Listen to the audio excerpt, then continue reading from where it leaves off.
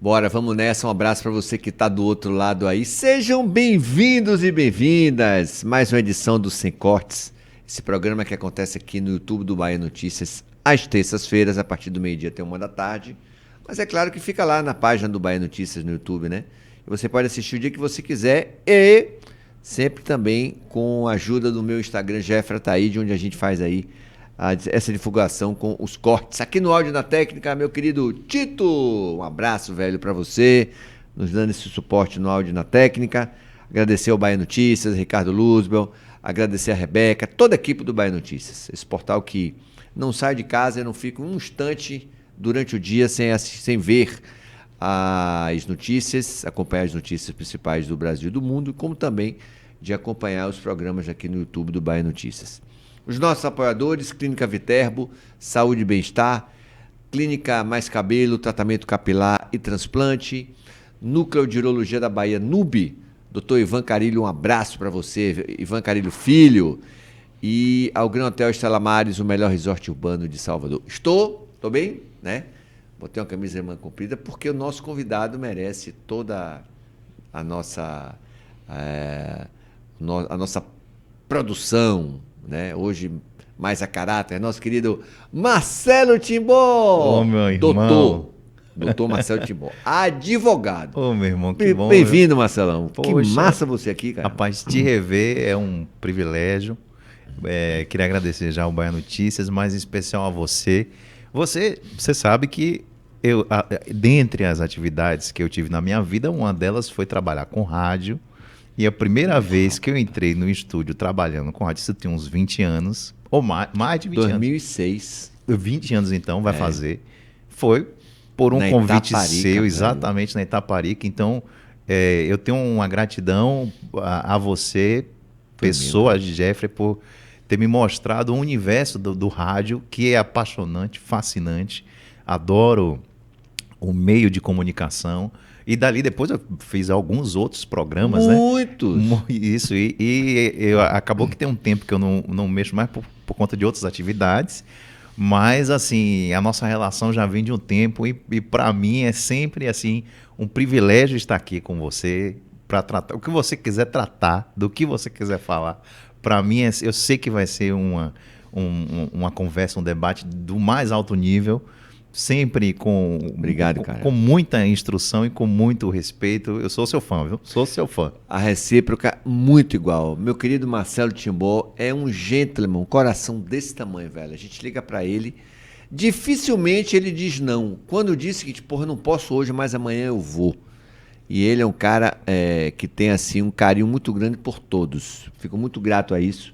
Minha primeira pergunta a você é o seguinte, meu querido Marcelo, como é que você conseguiu separar, se é que você conseguiu separar, a música como músico, cantor, compositor, é uma atração do Batifum, e a sua profissão de advogado, cara? Pois é, eu não separei, né? Até hoje eu não separei, convivem, né? Num equilíbrio que realmente muitas vezes não é fácil conseguir, mas Batifum vai fazer 27 anos. Batifum foi gerado no seio da Faculdade de Direito da UFBA e de Medicina, que Júnior e meu irmão Alessandro Timbó faziam na época, e a gente ali naquele meio da faculdade começou esse projeto musical. Nós continuamos as carreiras acadêmicas em paralelo, e eu acabei, por exemplo, no direito eu acabei me especializando. O início da minha especialização, o meu mestrado de direito na própria UFBA foi tratando de direito autoral, que é o ramo do direito que cuida das criações artísticas, científicas, literárias, como essa proteção para os autores, que tem tudo a ver com a área musical.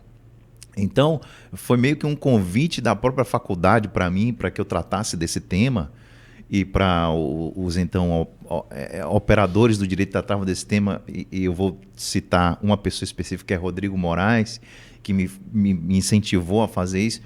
Por quê? Porque era um autor, um músico que trabalhava no dia a dia da música, sabia das dificuldades, por exemplo, de arrecadação de direito autoral, de gestão coletiva, na prática, tratando e escrevendo sobre os aspectos jurídicos disso.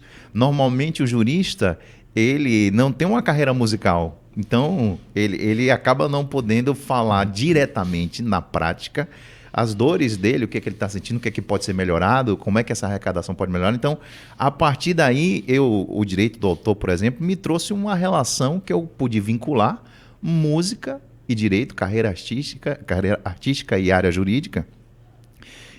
De um modo, até hoje eu faço parte da Comissão de Propriedade Intelectual da OAB, e é uma comissão muito ativa, e a minha bandeira, pelo menos, lá a gente está tanto de propriedade industrial como propriedade como direito do autor, é tratar justamente direito do autor, das questões relativas ao direito do autor, sobre a perspectiva dos próprios autores, os sujeitos de direito, né? O alvo da legislação, muitas vezes não é ouvido, muitas vezes ele não participa da criação de um projeto de lei, enfim, ou como é que funciona, como é que a gente pode aprimorar as regras de arrecadação do ECAD, por exemplo. Então, e ser autor, ser compositor, ainda que muito modesto, viu? Eu tenho enfim, comparação com outros. A Bahia é um celeiro artístico de autores, a terra em que tem Caymmi como compositor, você tem que ter cuidado quando se coloca nessa posição. Mas eu me coloco sem medo nenhum, porque todos nós somos autores, todos nós somos criadores. Você, por exemplo, é um autor, criador, está criando aqui um programa, o Sem Cortes, que com certeza é algo muito interessante e que tem seus contornos próprios de originalidade, que traz pautas próprias. Então, essa criação, essa condição de criador é inerente a todos nós. Tem uma frase de José Ascensão, um jurista português, falecido recentemente, mas ele era como se fosse Orlando Gomes de Portugal. Ele dizia que o homem, à semelhança de Deus, ele cria. Nós temos nossos momentos de criador. É justamente esse o alvo da proteção de direito autoral. Como também o homem, à semelhança dos animais, ele imita, ele copia. O direito do autor é justamente tentar proteger a chama criativa e, ao mesmo tempo, repelir a cópia não autorizada ou a cópia em que alguém se diz sendo autor de algo que não foi ele que criou. Então, a Ascensão, com essas duas frases, sintetiza o alvo do objeto do direito autoral, que é justamente isso, a proteção da chama criativa que existe, impulsionar. Como é que a gente remunera, na prática, esse impulso de criar que as pessoas têm inerentemente, né? A gente, pequenininho, eu tenho um filho de 3 anos, Tonzinho ele já cria umas músicas, ele já tem umas melodias lá. Eu pergunto meu filho, de onde é que veio isso? Você aprendeu isso na escola? Ele, não, papai, não sei, estou aqui.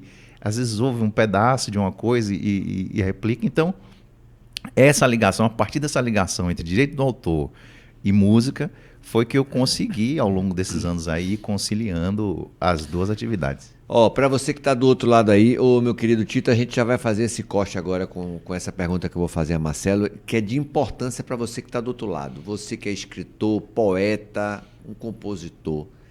Precisa ter cuidado quando você quando você escreve a sua obra, tem que registrar. Eu queria que Marcelo, como advogado autoral, com direito autoral, direito ambiental, primeiro a gente vai falar do autoral. Qual o cuidado, qual o caminho, Marcelo, para ele preservar, cuidar, reservar e protocolar e nominar o seu trabalho, cara? Ótima pergunta. É bom que a gente desmistifica alguns conceitos que às vezes a gente tem equivocadamente. Propriedade intelectual é um grande ramo, um grande guarda-chuva que envolve propriedade industrial, que são as criações ligadas diretamente à indústria, ao comércio, como, por exemplo, a proteção de uma patente de invenção, de uma marca. As marcas que a gente está vendo, por exemplo, na tela que estão passando, elas são protegíveis. Essas criações industriais, essa propriedade industrial, para você ter a proteção, você precisa fazer um registro no INPI, que é uma autarquia federal, que vai, a partir daquela data que você registrou a sua criação com utilidade industrial, com contornos próprios, a partir daquela data, daquela hora, sendo ao final do procedimento administrativo deferido o seu pedido, o que o INPI vai fazer? Vai ver se alguém já utiliza aquela marca, por exemplo, que você está querendo registrar, e ao final do processo ele lhe confere um certificado de titularidade daquela marca. Por um período, normalmente essa proteção das marcas, das patentes, elas são por um período renovável no caso das marcas, por infinitas vezes, mas no caso da patente de invenção, por exemplo, 20 anos, tem modelo de utilidade 10 anos. Então, essa é a propriedade industrial. De fato, precisa de um registro do INPI. Quem primeiro fizer esse registro, sendo deferido, é o dono do direito exclusivo de explorar aquilo por um período.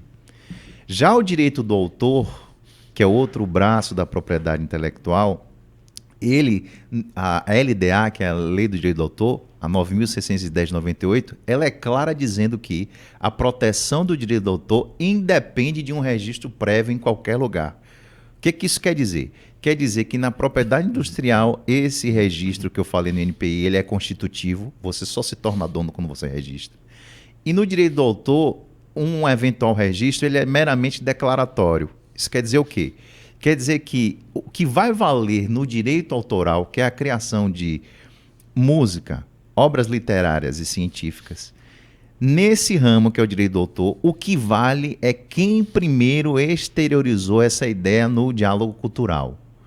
E isso você pode provar de qualquer forma, Jeffrey. Por exemplo, eu acabei de fazer uma música e mandei para você. Jeffrey, olha, escute essa música aqui. Veja se você gosta, se dá para incluir no repertório de uma banda que você conhece e tal. Ou manda para um produtor de uma cantora famosa. No momento em que eu tenho esse registro no WhatsApp, por exemplo, desse áudio, eu já posso usar isso como prova se depois uma cantora ou o cantor resolver gravar essa música sem minha autorização prévia. Isso já serve como prova para dizer, olha, não, o criador sou eu. Então, qualquer meio de prova é admitido para se identificar a anterioridade daquela criação original. Certo. Claro que se você fizer, por exemplo, eu vou em um local e eu vou em um cartório e faço um registro datado de uma letra, de um poema que eu fiz. Isso tem validade? Tem validade. Mas, para o direito do autor, isso vai ter a mesma validade, a mesma importância, em termos de prova, do que você passar um e-mail para alguém, do que você manifestar de qualquer forma. Você pode fazer prova por meio de testemunha, por meio de documento. Então, o que vale no direito do autor é a verdade real. É quem realmente, de fato, primeiro inseriu no diálogo cultural a criação original. Não adianta eu ter criado uma música e ter ficado comigo mesmo, na minha casa. Eu posso ter criado uma música e se eu não publicizei isso de alguma forma, não comuniquei isso a alguém, eu não tenho nenhuma proteção porque não importou para o diálogo cultural. Agora, qualquer meio qualquer método de publicização, isso já vai valer, já é levado em consideração, se essa questão chegar em algum magistrado, algum juiz, para ele decidir a favor de quem primeiro criou. Isso é muito comum, né? Isso é muito comum de acontecer. Às vezes a pessoa envia uma música, por exemplo, para um compositor, para um artista. O artista, de repente, gosta daquela música, muda uma palavra, muda uma coisinha e divulga, grava a música tem um reconhecimento, como se fosse só dele, do intérprete, que mudou uma palavra. E, às vezes, o cara que realmente concebeu, o pai da criança, às vezes fica a ver navios. Como é que ele pode se proteger? Ele pode, qualquer forma que ele tenha de comprovar que ele enviou essa canção, que tornou ela da ciência desse intérprete anterior à data da gravação, ele pode ir em juízo e discutir, olha, sou eu, mude o registro da música, o registro que eu falo aqui é o registro em termos de arrecadação de gestão coletiva, que isso sim deve ser feito. O que é isso? Você pode ganhar de duas formas com música. Ou você pode ceder, negociar o direito autoral diretamente com quem quer, por exemplo, gravar sua música, ou comercializar seu livro. Eu estou falando de música, mas isso vale para todas as criações intelectuais autorais. Ou eu ganho através do que a gente chama de gestão coletiva, que é quando há uma exposição pública da minha música em local público, eu, autor, tenho de alguma forma ganhar com isso. Porque alguém faz uma festa, um evento de música, sei lá, sertaneja, e aquela parte daquele repertório fui eu que criei, E o intérprete tem que ganhar o dinheiro dele, o cara da segurança tem que ganhar o dinheiro dele, o cara do bar, mas quem deu o material principal daquele negócio, que é a música, a matéria-prima principal, senão não haveria o evento, que é o autor, também tem que ganhar. E essa gestão coletiva, que é feita por meio do ECAD, para você, por exemplo, arrecadar quando você grava uma música no Spotify e ela é executada em público, você precisa gerar um código chamado ISRC, que é um código internacional. E por meio desse código, que você vai dizer quem é o compositor, quem foi o arranjador, quem foi que tocou os instrumentos. E tendo esse código gerado na gravação, indicando lá o seu nome como compositor, toda vez que essa música foi identificada pelo ECAD, ele vai atribuir o valor que ele arrecadar a você, compositor. Essa forma de arrecadação é um pouco complexa, de fato é. A gente teria que demorar um tempo aqui para explicar isso, mas basicamente funciona por meio de um escritório central, que é o ECAD, e ele está vinculado a uma série de associações às quais os músicos se associam e criam essa interface com o ECAD. Tem várias associações no Brasil, Abramos, UBC. Você escolhe livremente a que você quer se associar e por meio dessa associação é que o ECAD repassa o dinheiro para a associação e depois a associação repassa para você. As pessoas podem perguntar, mas para que essa complexidade toda?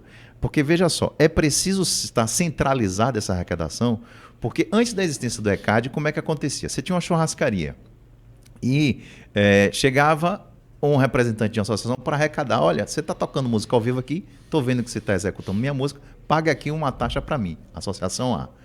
Na semana seguinte chegava a associação B, olha, paga aqui uma taxa para mim, que eu represento outros músicos, e você tem que me pagar também. Então, esse método de arrecadação de gestão coletiva, ele só funciona aqui no Brasil e em outros países.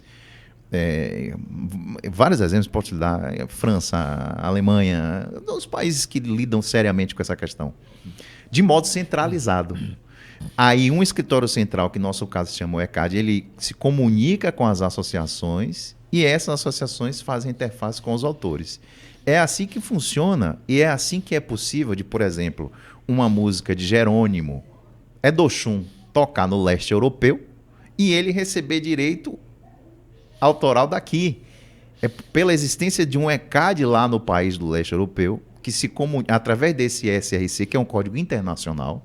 Tocou lá Edochum, o ECAD de lá, da Rússia, vai identificar, a partir do que ele recolheu de direito autoral de gestão coletiva, um percentual vai ser destinado ao autor, faz a comunicação com o ECAD daqui e aí passa a associação que passa ao autor. Então, essa forma centralizada, que de fato é complexa, de fato a gente pode tecer algumas críticas, inclusive, mas é o método que nós temos até então aqui criado, né, no nosso sistema mundial para conseguir remunerar o autor pela gestão coletiva. Mas a gente sempre, né, Marcelo, tem vários problemas aí. Recentemente teve um problema com um artista do forró que gravou a música e não pediu autorização. Sim. E aí depois o dono da música foi e falou em público, você tinha que ter falado comigo. Vira e mexe, tem essas confusões aí, né? Sim. Não, e é verdade. A lei do direito do autor diz o seguinte: a utilização de qualquer obra precisa de prévia e expressa autorização do autor. Se eu colocar uma música, para colocar no repertório de um show, vou fazer um show hoje à noite, vou tocar em um bar, voz e violão, eu preciso da autorização de Djavan para tocar Oceano? Não. Para colocar ali no repertório do show, não. Mas se eu quiser fazer uma gravação dessa música... Mas ele pode proibir você de tocar a música dele? No show?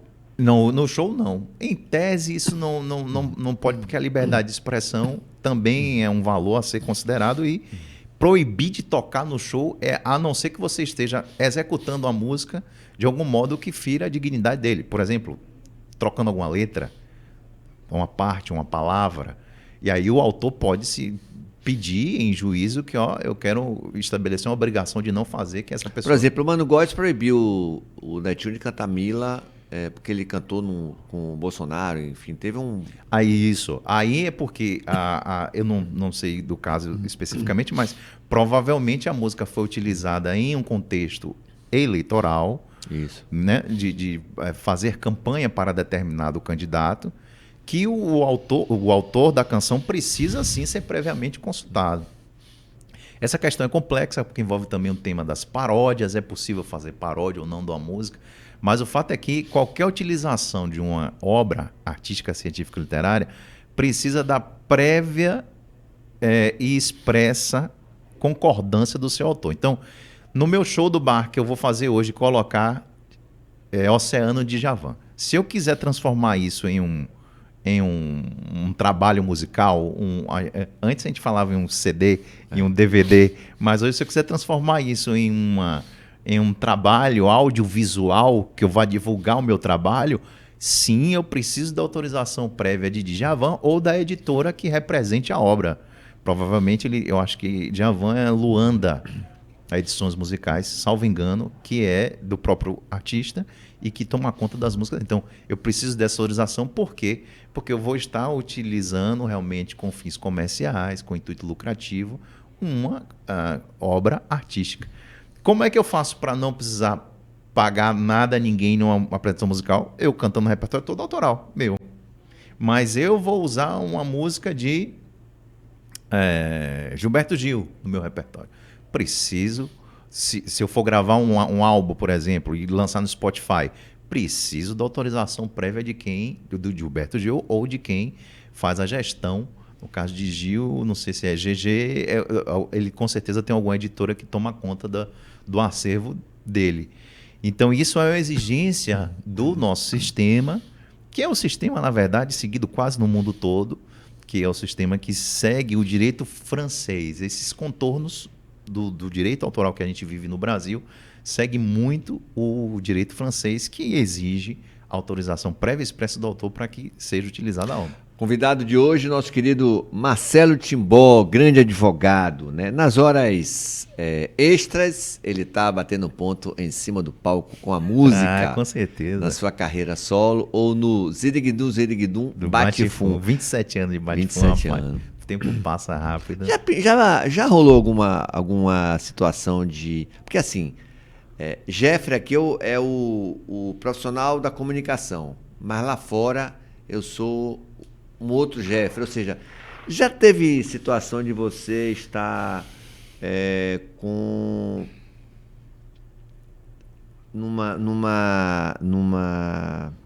defendendo algum cliente, alguma coisa... esqueci o termo...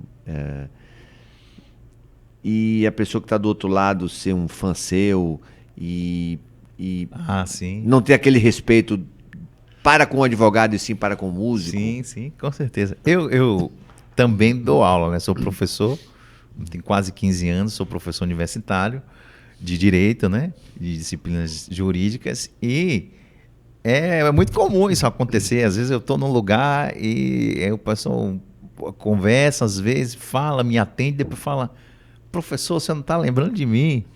Ou às vezes vai abastecer o carro, o cara abastece, aí depois ele fala: rapaz, eu sou fã desse seu samba, viu?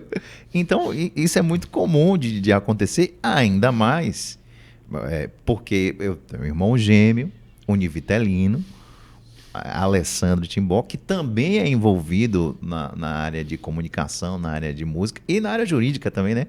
Meu irmão se tornou, um pouco depois, advogado, era médico, se transformou, se graduou, concluiu o doutorado agora em Direito e é professor da Católica. E também acontece isso. É muito comum as pessoas às vezes falarem comigo: professor, você não está lembrando de mim? Eu falei: de onde? Não, lá da Católica. Eu falei: não, a Católica foi meu irmão. Aí o pessoal, mas aqui em Salvador, as pessoas meio que já sabem, muitas pessoas já sabem que tem dois, e você pode estar confundindo. Mas em outros locais, às vezes, a pessoa não outras cidades, assim, ou até Sergipe, às vezes o pessoal não, e fica, pô, são dois e tal. Então quer dizer que aquele cara que fazia o mosaico, não sei o que, era outro. Aí o pessoal pergunta: e você já apresentou o mosaico no lugar dele? Não apresentei. Eu cheguei uma vez a fazer uma agenda. O pessoal me ligou: Marcelo, agenda não, locução que ele fazia das coisas que iam acontecer na cidade, né, no final de semana. O que está no cinema, o que tem show. Aí parece que ele tinha feito e acho que mudou e tal. E tentaram falar com ele, não conseguiram. Eu passou amigo Marcelo, estou precisando que você faça essa agenda aqui para o Mosaico. Eu, como assim, agenda? Não, você faz um áudio aí e tal e manda pra gente, eu vou passar o texto. A gente não tá conseguindo falar com o seu irmão, não sei o quê.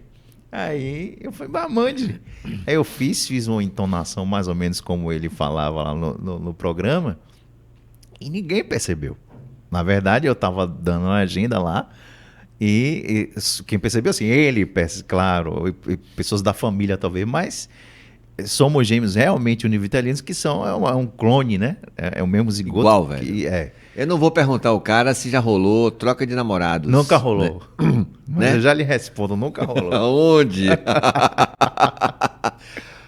Recentemente. Eu queria saber de você o seguinte: como é que funciona, meu querido doutor Marcelo, o direito autoral em relação à obra literária? Sim.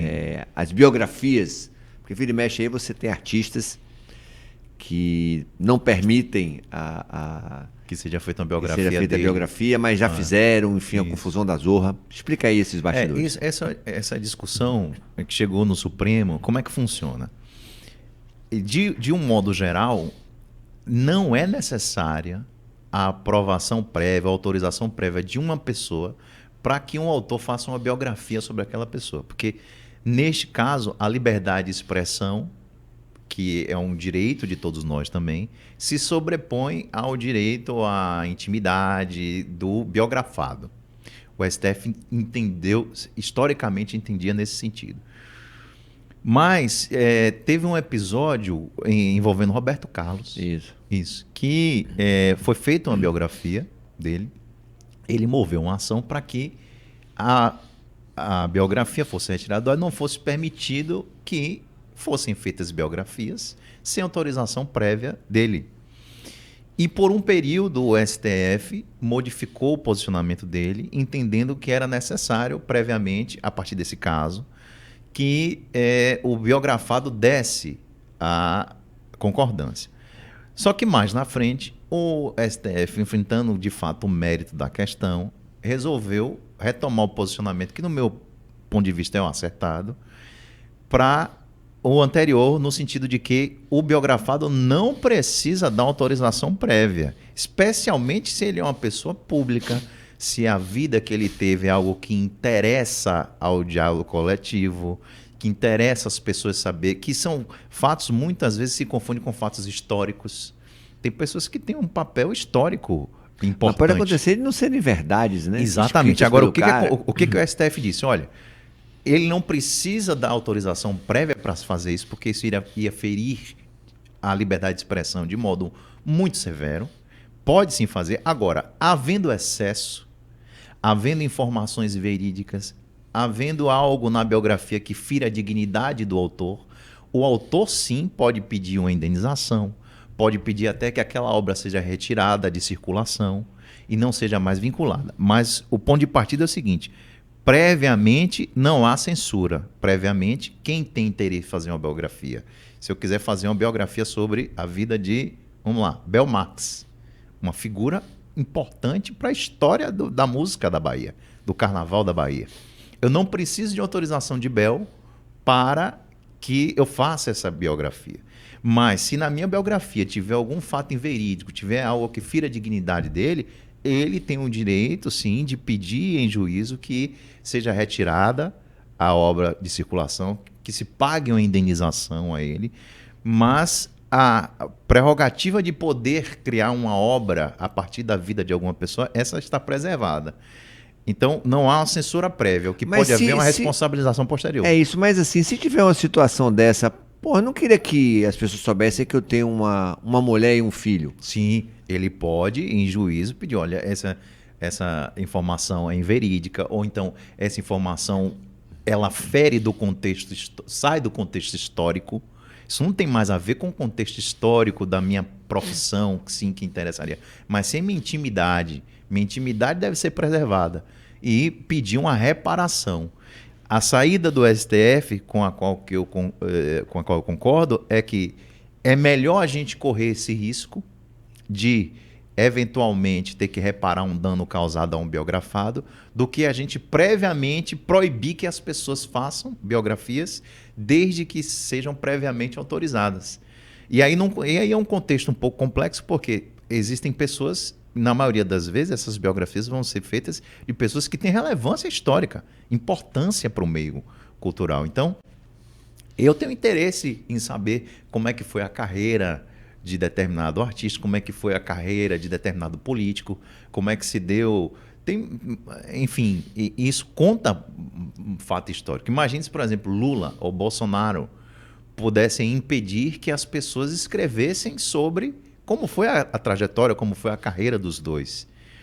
O que pode acontecer é, havendo informações inverídicas, havendo algo que fira a dignidade dos biografados, eles têm todo o direito de pedir a retirada da obra de circulação. Como aconteceu, por exemplo, com o Lampião.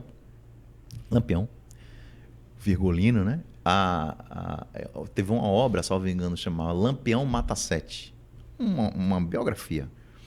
E nessa biografia havia uma referência, uma insinuação de que o Lampião teria relações homossexuais, algo desse tipo. Os herdeiros dele, salvo engano, a filha, não gostou, achou que era inverídico, achou que aquilo não era apropriado e pediu a retirada do ar de circulação da obra. Ok. O que a gente não pode fazer é proibir que as pessoas escrevam de antemão sobre Lampião, ou só escrevam se previamente tiver autorização dos sucessores dele para poder fazer qualquer tipo de texto, qualquer tipo de artigo científico ou literário. Então, o nosso contexto atual é esse. É possível que você faça sem autorização prévia do biografado, mas havendo prejuízo para o biografado, ele pode pedir indenização e pode pedir, inclusive, a retirada de circulação da obra. Isso pode acontecer. Esse é o nosso querido Marcelo Timbó, advogado, falando aqui de direito autoral. Só para a gente encerrar esse assunto, entrar no ambiental,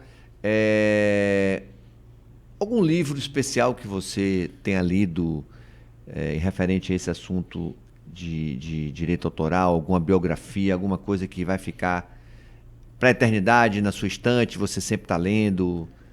Alguma orientação, indicação sua aí, Marcelo? Rapaz, eu gosto de biografia. Gosto, por exemplo, da biografia feita sobre a vida de Dorival Caymmi, que foi feita pela neta deles, salvo engano. Chateau, da vida de Chateaubriand, é um dos brasileiros mais incríveis, empreendedores e com visão, assim, sabe, muito além do seu tempo. É uma biografia também que eu acho assim, incrível. Eu gosto muito, porque é uma leitura que tem muita gente que não gosta, acha assim um pouco... Mas eu gosto porque é a vida real e são histórias. E a gente desmistifica muito, às vezes a gente cria mitos, né, em relação a certas figuras. A gente vê que eram pessoas humanas que tiveram suas dificuldades, tiveram seus momentos de crise e que passaram por isso. Então... eu fico aí com Chateau. Eu acho que acho que todo mundo deveria. É um pouquinho. Não tenha medo, não. Vá que vai valer a pena. E a biografia de Dorival Caymmi, eu acho também, que eu acho que são.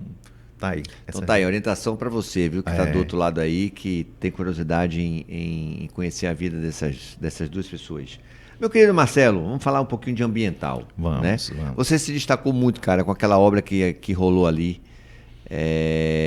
na praia... No Jaguaribe, na bacia do Jaguaribe. Né? Pode resumir pra gente que tá do outro lado aí, cara? O que aconteceu foi o seguinte, em 2016, 2017, mais ou menos, o governo do estado e a prefeitura, uma parceria dos entes políticos aqui, resolveu canalizar em concreto a maior bacia hidrográfica da cidade, que é a bacia do Jaguaribe, que envolve o rio Mangabeira, Jaguaribe, Passavaca e Trobogi. São 4 rios. Ao todo foram 13 quilômetros de rios urbanos que tinham vegetação, mata ciliar, rica fauna e flora, que foi concretado, a macrodenagem ou canalização concreta é o seguinte: você retira a mata ciliar, transformam o rio em um canal, uma vala, e a justificativa técnica é para controlar a enchente, contornar a enchente desse tipo de intervenção que começou a ser feita em 1920 na França e na Europa. Só que com o passar do tempo, a gente viu, a comunidade científica percebeu que esse tipo de intervenção, que se baseia em um conceito chamado de eficiência hidráulica, a ideia é acelerar o curso d'água para quando a chuva cair, ela ser deslocada o mais rápido possível para o mar. Assim, em tese, evitando enchente. O que acontece é que, ao longo do tempo, as décadas foram passando e se viu que esse tipo de intervenção, hoje, a comunidade urbanística, de arquitetos, se você conversar com algum arquiteto, algum urbanista sério, ele vai dizer que você não faz mais esse tipo de intervenção, concretar o rio. O que é que você tem que fazer? Você tem que renaturalizar o rio e integrar o rio ao convívio da sociedade. Ao invés de você promover o tamponamento do rio, que às vezes é feito, você deveria trazer aquele rio para o convívio da sociedade, promover a balneabilidade dele e não tornar permanente aquela ideia de puxadinho da rede de esgoto que a gente tem. Se você parar para pensar, essa intervenção de canalizar em concreto o rio, ela acaba transformando a percepção da população, que acaba encarando aquilo como uma extensão da rede de esgoto, e acaba degradando mais o rio, e isso interfere inclusive na balneabilidade das praias. A gente hoje tem, infelizmente, em Salvador, cerca de 20, 25 praias impróprias para o banho, uma cidade que é voltada para o turismo, por duas questões básicas. Primeiro, pela falta de saneamento básico, que é um problema sério e complexo, e por conta dessas intervenções de macrodrenagem, que degradam os rios e transferem essa poluição de modo mais eficiente para o mar.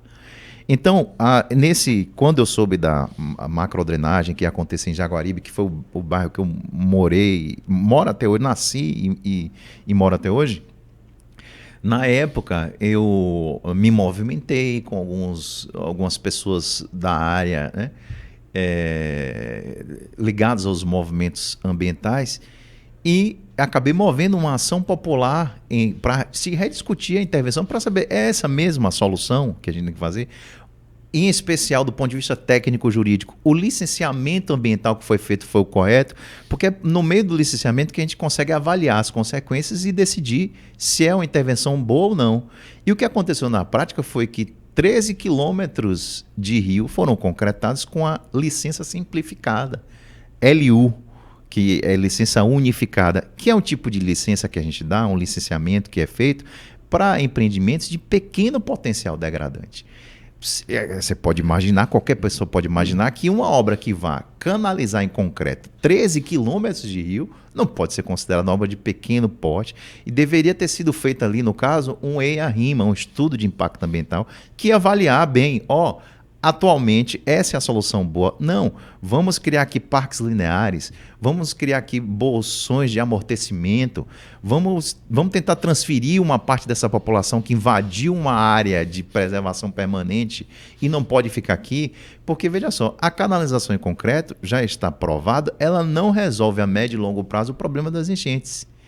Você pode até ter uma percepção de que no curto prazo melhorou.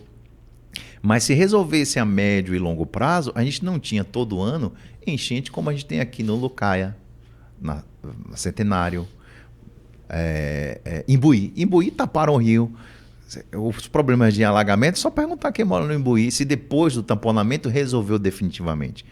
Dependendo do excesso pluviométrico, vai continuar havendo o problema. Então, a intervenção, a obra, o meu questionamento jurídico foi em torno do licenciamento ambiental que não avaliou as consequências. E quais foram as consequências?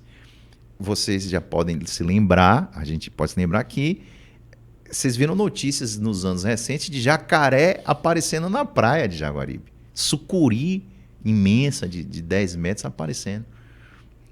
Esses animais que nunca apareceram, eu posso dizer isso, que eu surfei naquela praia, nunca vi notícia disso, apareceram depois da obra de macrodrenagem que aconteceu, afetados pela intervenção que, no meu sentir, e da comunidade técnica que eu consultei na época, não era para ter sido feito.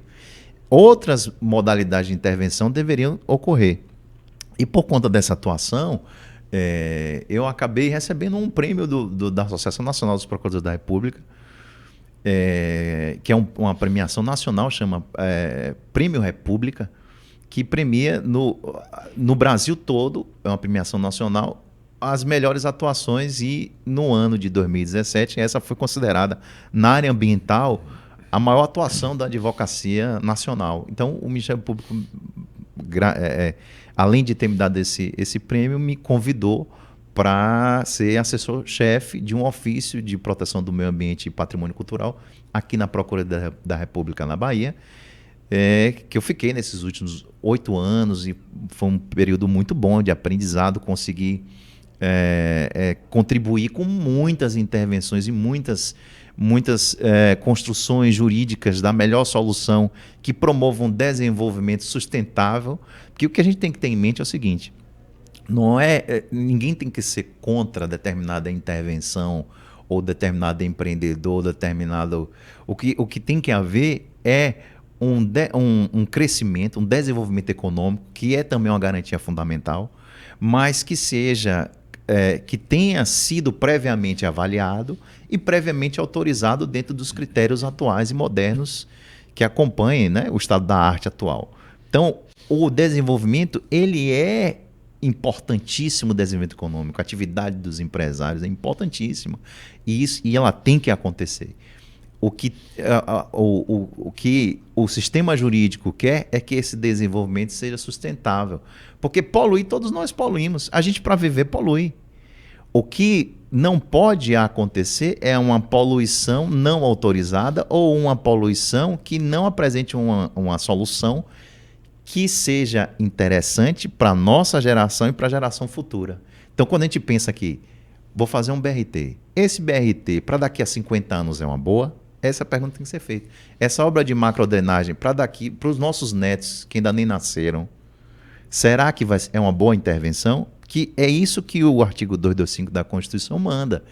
Ele diz que o direito ao meio ambiente ecologicamente equilibrado é um direito intergeracional, ou seja, é algo que a gente tem que decidir com base nos nossos interesses e com base no interesse das gerações futuras. Porque se a gente tomar uma decisão errada em relação, por exemplo, a uma obra urbanística de grande impacto, em algum momento alguém da geração futura vai ter que desfazer o que a gente poderia, com planejamento, fazer de uma forma melhor. Então, o que a gente tem que zelar é que o licenciamento... E isso é um calcanhar de Aquiles do direito ambiental, é o licenciamento ambiental. Confesso que é algo que precisa de uma melhora, precisa de ter uma revisão, porque acaba sendo algo, às vezes, muito complexo, algo muito confuso na prática, mas é fundamental que a gente tenha o licenciamento, que é o que promove uma avaliação prévia de tudo que a gente vai fazer em termos de impacto, né? Socioambiental. Mas, para finalizar, é fundamental que a gente envolva a população diretamente afetada nas decisões, e é fundamental que a gente tenha em mente que viver gasta. Viver é um ato que polui. O grande lance é vamos poluir e vamos lidar com essas questões de um modo que a gente consiga manter, para as gerações futuras, uma qualidade socioambiental viável, garantindo o desenvolvimento econômico e garantindo o desenvolvimento social. Essa é a ideia central e, resumidamente, foi isso que aconteceu ali na Bacia do Jaguaribe. Nosso convidado, Marcelo Timbó, advogado, na primeira parte do nosso bate-papo, ele falou de direito autoral e agora direito ambiental. Marcelo, é o seguinte, rapaz, a gente vem tendo aí várias situações bem difíceis ambientais, Sim. Né? Foi assim no Rio Grande do Sul, a semana passada nos Estados Unidos morreram mais de 100 pessoas no Texas, Sim. Né? E eu sempre digo o seguinte, a natureza está pedindo de volta o que o homem está tomando. Então, quando você fala de direito ambiental, qual é o limite realmente que a lei permite? Porque se continuar a modernidade, se continuar o crescimento, a gente está vendo aí o efeito estufa, né? Um calor da zorra no mundo inteiro, a Europa com 45 graus. O povo, o Rio Sena em Paris, já estão tomando banho no Rio Sena depois de quase 100 anos. Então, qual é o limite do direito autoral? Olha, essa questão é uma questão muito complexa e a ideia é equilibrar desenvolvimento econômico que a gente tem que ter. A gente precisa de emprego, a gente precisa de roupa, precisa de carro, precisa de transporte público, a gente precisa viver, gasta, como eu falei, e viver é uma atividade poluente. O que a Constituição Verde da gente, eu falo Constituição Verde, que são as constituições como a espanhola, a portuguesa, que tem no seu texto constitucional o dever de proteger o meio ambiente. Nesse sentido, a nossa Constituição e a nossa legislação, de um modo geral, é uma legislação muito avançada e muito protetiva do meio ambiente, felizmente. O que a nossa legislação, o que o nosso ordenamento quer, é que esse desenvolvimento aconteça de modo que promova o bem-estar da geração atual e das gerações futuras. Então, quando a gente vai pensar, vou dar um exemplo aqui, a gente vai pensar em um modal de transporte que ligue Salvador a Itaparica, a ponte aqui que está em discussão. No meu ponto de vista, é muito importante que um modal deste seja implementado. Eu não sei, a gente precisa discutir os detalhes, enfim, os impactos que vai acontecer, mas o desenvolvimento econômico do próprio Estado é muito interessante que esse tipo de intervenção venha a acontecer. Sempre pensando assim, daqui a 50 anos, essa atitude que a gente tomou aqui é boa? Essa poluição que nós vamos promover hoje é uma poluição que vai valer a pena? Porque a grande distinção do direito é o seguinte: tudo bem, pode poluir desde que seja uma poluição lícita. O que é poluição lícita? É aquela previamente autorizada e dentro dos parâmetros aceitáveis. Quais são esses parâmetros aceitáveis? Os parâmetros que não vão comprometer as gerações futuras de ter acesso aos bens ambientais, né? Aos recursos ambientais que a gente tem. E a poluição que é ilícita, que é aquela degradação não autorizada previamente, essa sim é que deve ser combatida, deve ser revista, e quem promoveu a degradação tem o dever de recompensar o meio ambiente. Essa balança é vista caso a caso, é vista casuisticamente. Então eu quero explorar petróleo na bacia lá da foz do rio Amazonas. A gente tem que avaliar os prós e os contras do ponto de vista do desenvolvimento econômico e da proteção ambiental e tomar a decisão pensando no médio e longo prazo. Esse que é, no meu ponto de vista, o cerne da questão. A gente não pode pensar nos próximos 5 anos, ou no que é bom só para a gente que está aqui, mas sim, isso vai ser bom para os nossos netos, os nossos bisnetos, que esse é o dever que está lá no artigo 225 da Constituição. Dever intergeracional de proteger o meio ambiente ecologicamente equilibrado para gerações atuais e futuras. Quando o Constituinte fala que a gente tem que pensar nas gerações futuras, é aí que entra o desenvolvimento sustentável e intergeracional, que é o que está previsto. Você antecipou uma pergunta que eu iria te fazer agora. A ministra Marina Silva está sofrendo uma verdadeira guerra, está sofrendo ataques, pressão. Aí eu queria saber de você, o ministro Marcelo Timbó, Floresta Amazônica. Não sei se eu queria, não, esse cara. Floresta Amazônica, né? É rica. Sim, né? Sim. Então, e é bastante complexa. Né? Os senadores acusam o seguinte: lá tem muito petróleo, lá tem muitas jazidas, riquezas. Enfim, o país não pode se desenvolver por causa da natureza. O que é que você acha disso, Marcelo? Olha, eu acho essa discussão não é simples. A gente não vai conseguir aqui esgotar. Acho que a Marina Silva, que é uma pessoa muito preparada, muito vinculada realmente à causa ambiental, o papel dela é justamente esse. É discutir, é tentar promover esse equilíbrio entre a ideia do desenvolvimento e a ideia da preservação. É por isso que existe o Ministério do Meio Ambiente e o Ministério da Agricultura, por exemplo. Recentemente, há uns 4, 5 anos atrás, surgiu por aí uma ideia de unir os ministérios, transformar o meio ambiente em uma secretaria da agricultura. Isso é um absurdo, porque esse equilíbrio ele é fundamental ter essa discussão. A gente precisa de dois ministérios que em tese são antagônicos, discutindo as questões para chegar, por meio do diálogo, na melhor solução. É a mesma coisa que sindicato de empregado e empregador. Tem que ter o sindicato dos empregados, tem que ter o sindicato do empregador para eles discutirem, negociarem. Você já imaginou se você pega o sindicato dos empregados e coloca como uma secretaria dentro dos empregadores? Acabou o equilíbrio. Então o equilíbrio vem justamente da existência desses interesses de uma figura como Marina, que zela pela preservação, e o setor que quer o desenvolvimento, que quer gerar emprego, que também é muito importante, que também é um direito fundamental, ou direito ao desenvolvimento econômico.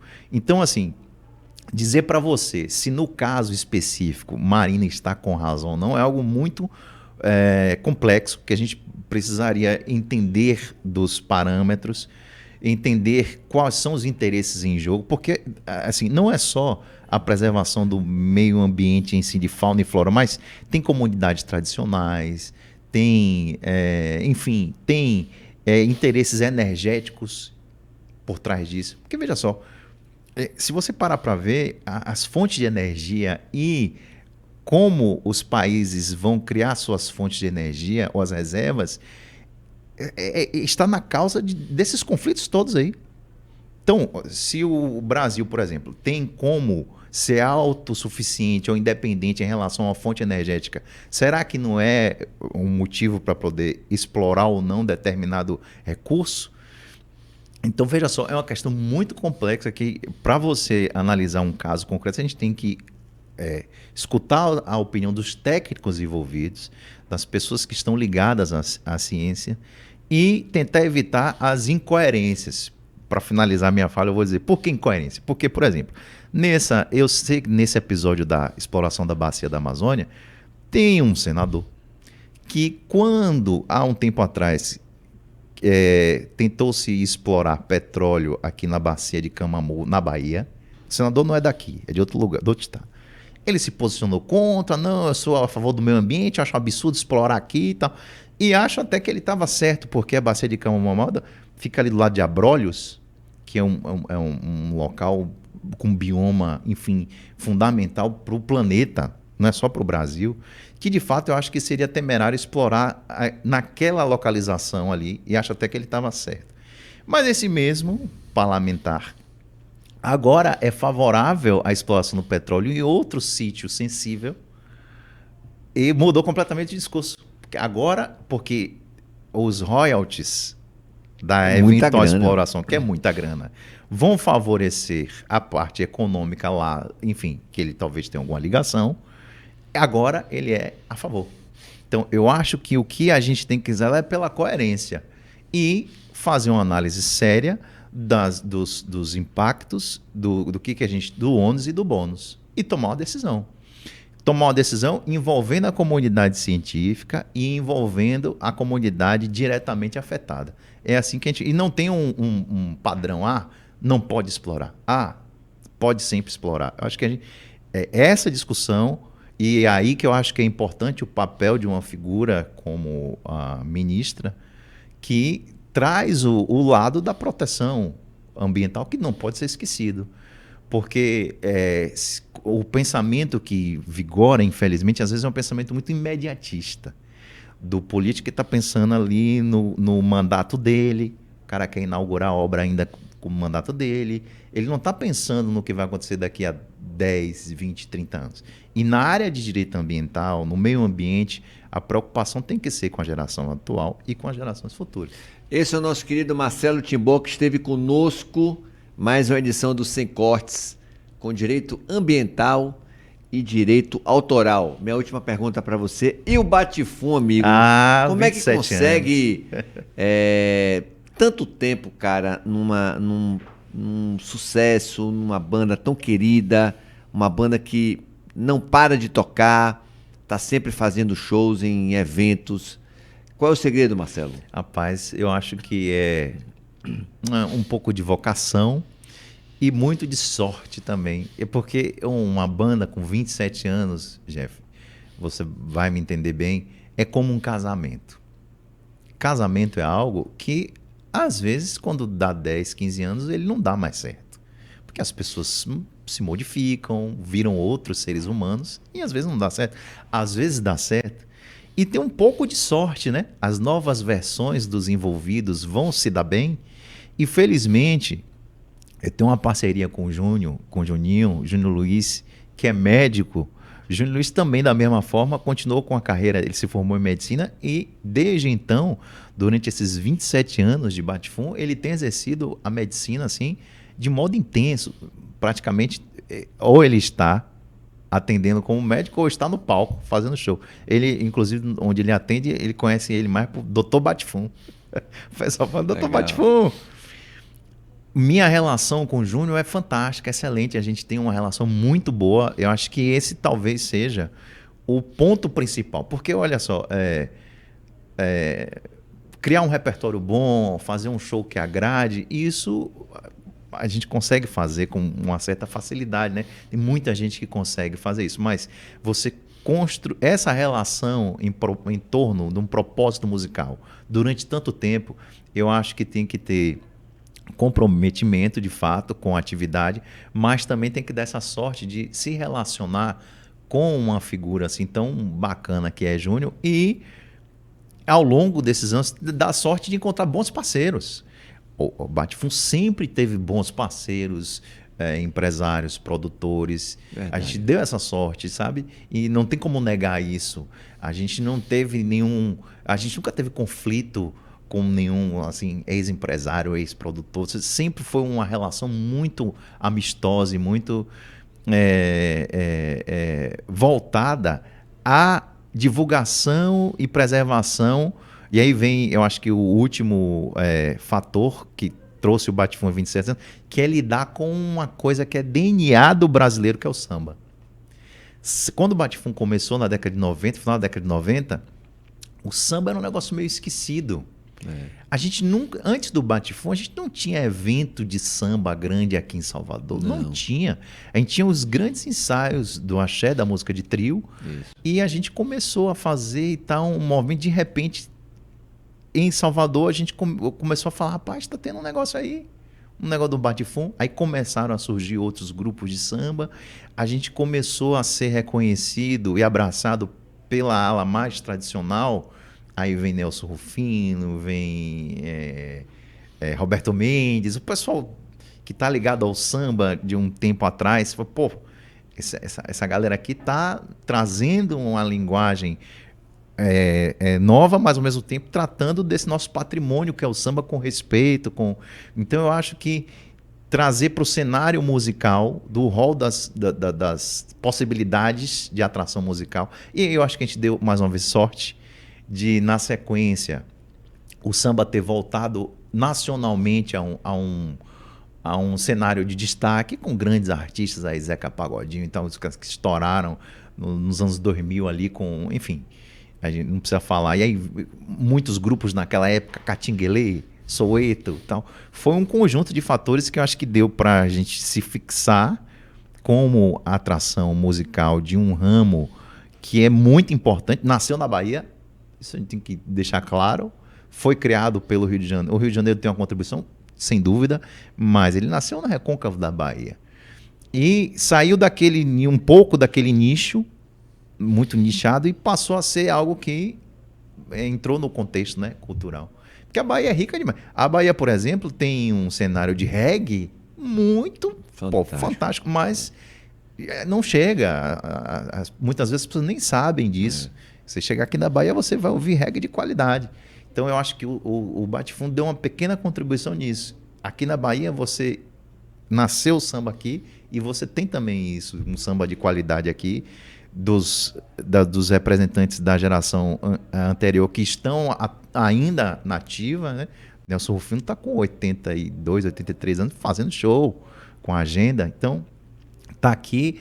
E, às vezes, outros estados valorizam mais do que a própria Bahia. Então, eu acho que a gente aqui deu sorte, mexemos com algo que é DNA do Brasil e a nossa relação interpessoal, né, no próprio Bate-Fum é uma coisa que é um casamento bem sucedido. Não tenha dúvida nenhuma. uma banda de amigos. Marcelo, obrigado, Meu velho. amigo. Doutor Marcelo. Muito obrigado, viu? Mandando ver aqui o professor numa verdadeira sala de aulas, falou de música, falou de direitos autorais, direitos ambientais, com exemplos, sugestões. Obrigado, querido. Meu amigo, eu que agradeço, viu? Qualquer hora você sabe. Tamo junto. Muito bom. Viu? Obrigadão. Manda um abraço pro seu irmão. Ah, pode deixar. Estivemos aqui em mais uma edição do programa. Valeu, Tito, do programa Valeu, Sem Tito. Cortes. E o apoio do Gran Hotel Estela Maris, o melhor resort urbano de Salvador, Clínica de Urologia da Bahia, NUBI, Núcleo de Urologia da Bahia, no Hospital da Bahia. Agradecer também o apoio da Clínica Mais Cabelo, Terapia e Transplante Capilar, e a Clínica Viterbo, Saúde e Bem-Estar. Compartilhe, assista, se divirta com o Sem Cortes aqui no YouTube do Bahia Notícias. Um abraço para vocês. Tchau!